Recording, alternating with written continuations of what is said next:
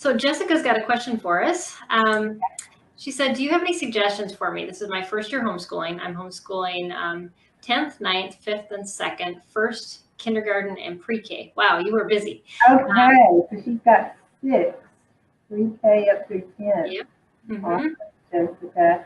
Well, you know what? You should be having a lot of fun in your house. Definitely.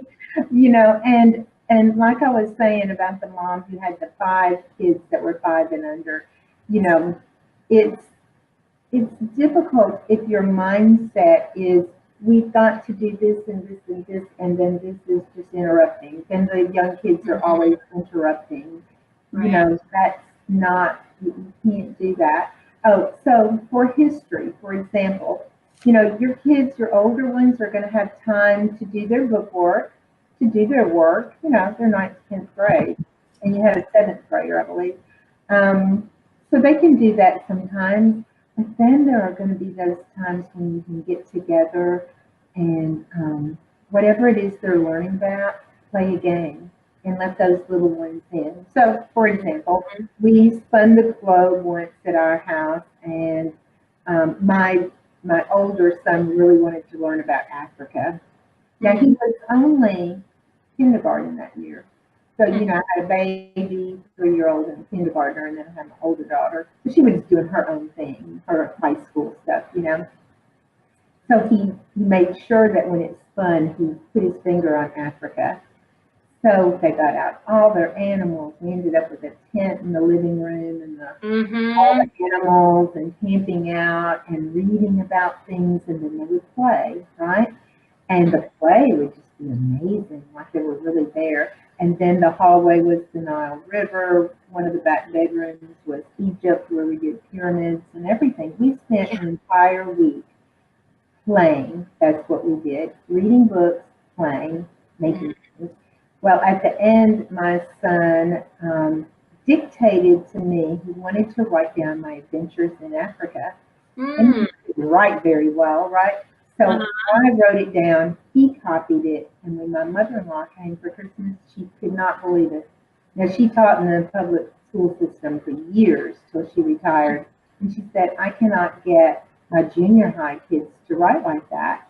And she said, if I did not know better, I would think he had really gone there. Yeah. How did you get that out of him? And I said, well, he did go there. Now, see, that's what play does for you. Yeah, it does. There. And for your mind, as far as your mind is concerned, you were there. When you play, it becomes real. Yeah. And that's I would even suggest for Jessica, you know, you've got older kids that are, you know, reading these books, doing some things that the younger kids, maybe you do a read out loud that the whole family's doing. But ask your older kids, how can we create the environments that are in your books for your younger siblings? How can we all, you know, use their imagination? Because Mom, you're tapped out. I know I was. I had my 3 kids, an exchange student, and 3 foster kids at one point, and I was tapped out. Let the older, exactly. You let the older play.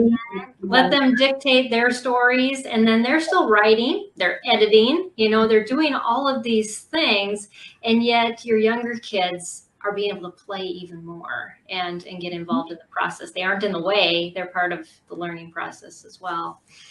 Another great way to have the older ones do reports is to let them be a person that they're studying about.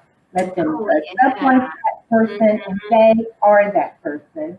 And then it's not just a report on what Madame Curie did or, you know, any of these people.